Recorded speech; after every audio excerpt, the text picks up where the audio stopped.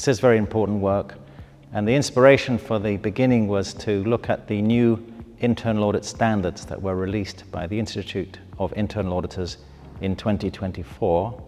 The Ministry is very keen to ensure that practice of internal auditing in the country is aligned with those standards, because when we talk about internal auditing, it sounds a little remote and it sounds like a back office job that can be easily forgotten. But the purpose of internal auditing is to make everything better, is to work with managers in their positions, to work with staff, to work with leadership, and to undertake a review, an evaluation, an assessment of current practice, and to advise on opportunities for making things better.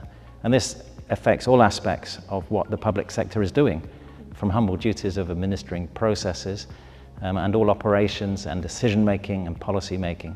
But we will end up with a new set of manuals, a new set of tools and templates and guidance for internal auditors in the way that they operate.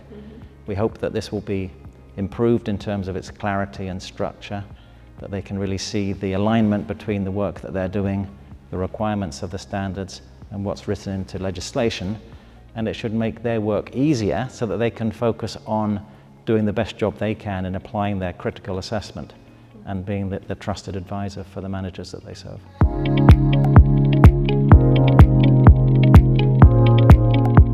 The quality of internal auditing isn't just about conformance with standards, that's like the basic that is required, but it's really then about performance. It's about making sure that the services offered to management are very much aligned with the needs of management, with the priorities of management, with the organizational objectives of the enterprise that the auditors are serving.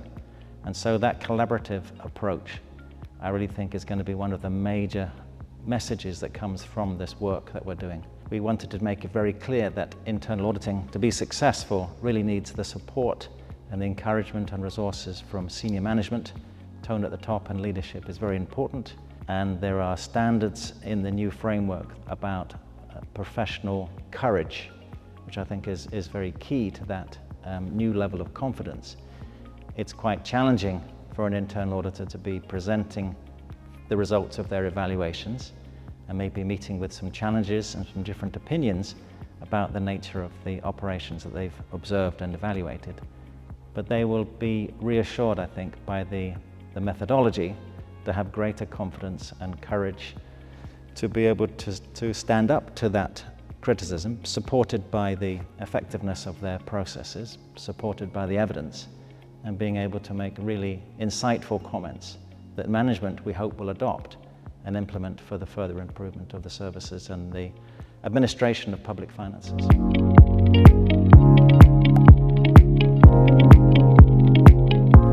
I would say to internal auditors that I believe in the profession, that I believe it's a very exciting and rewarding career, and in many ways its time has come. It's seen as key to the accession of Serbia to the European Union, rightly so, because it has a central role to play in public internal financial control and in public financial management. A key part of the initiative is the Central Harmonisation Unit. I think my message to internal auditors would also be that they need to be their best advocates, their own best advocates for the profession, because it is a profession that isn't necessarily well understood within organisations and maybe across the public as a whole. And they're well placed in the organisation to be telling managers what's possible, the services that they can bring and the value that they can add, and the way in which they can be a partner to management for the decision-making process and policy setting and operations. That they should be very proud to be internal auditors. They should take seriously their ethical commitments for integrity and for continually enhancing their competency. There are new competencies required all the time.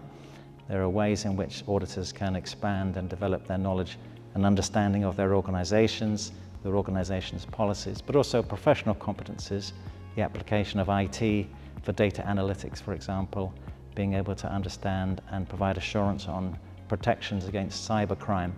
These are all ways in which auditors can continually be learning and really have a rewarding career.